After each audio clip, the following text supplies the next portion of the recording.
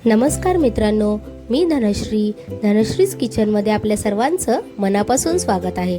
तर आजच्या व्हिडिओमध्ये आपण पाहणार आहोत कडवे वालाची भाजी। त्यासाठी सर्वप्रथम मी कढईमध्ये तेल घालून घेतलेलं आहे। त्यानंतर तेलामध्ये मी राई घालून घेतलेली आहे आणि राई ही व्यवस्थित तडतडल्यानंतर आता आपण ह्यामध्ये जिरं आणि कढीपत्ता देखील ऍड करून घेणार आहोत।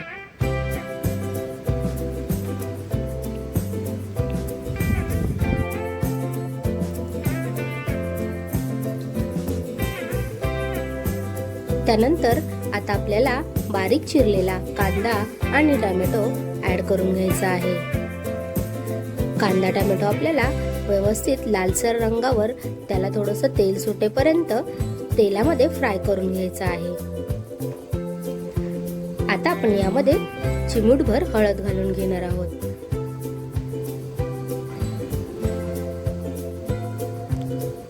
त्यानंतर आता यामध्ये मी एक तयार केलेलं वाटण घातलेलं आहे। त्या वाटणामध्ये कांदा, टोमॅटो, आलं, लसूण आणि हिरवी मिरचीची पेस्ट आहे। त्याचप्रमाणे त्यामध्ये गरम मसाला देखील मी ऍड केलेला आहे। आता हे वाटण मी तेलामध्ये व्यवस्थित फ्राय करून घेतल्यानंतर यामध्ये आता मी घाटी मसाला देखील ऍड करून घेणार आहे। तुम्ही आपला घरगुती जो मसाला असतो तो देखील यामध्ये आपण ऍड करू शकतो।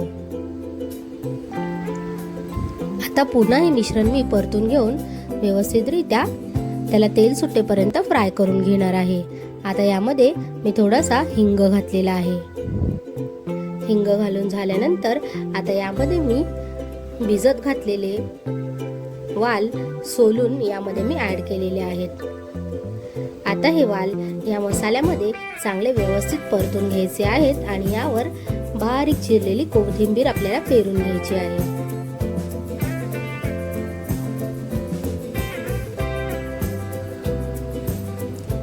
आता पुन्हा हे मिश्रण आपल्याला व्यवस्थितरित्या फ्राय करून घ्यायचं आहे। जितके चांगले आपण वाल या मसाल्यामध्ये फ्राय करू तितकी वालांना खूप छान टेस्ट येते। आता त्यामध्ये आपण चवीनुसार मीठ ऍड करून थोडंसं गरम पाणी देखील ऍड करून घेणार आहे।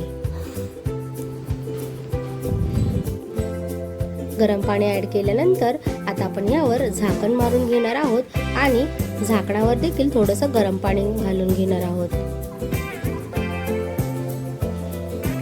हे पाणी आता मी टाकून देणार आहे आणि भाजीला हे पाणी ताटावर ह्यासाठी ठेवायचं असतं की भाजीला पाणी आटल्यानंतर भाजी करपू नये आणि ताटावर पाणी ठेवलं की आपोआप आतमध्ये वाफ तयार होऊन भाजीला पाणी सुटतं। त्यामुळे आपल्याला ताटावर पाणी ठेवायचं आहे। तर तुम्हाला आमची ही कडवे वालाची रेसिपी आवडली असेल तर नक्कीच धनश्रीज किचनला लाईक करा, शेअर करा आणि सबस्क्राईब करा। भेटूया पुन्हा एकदा नवीन व्हिडिओ सोबत। तोपर्यंत धन्यवाद।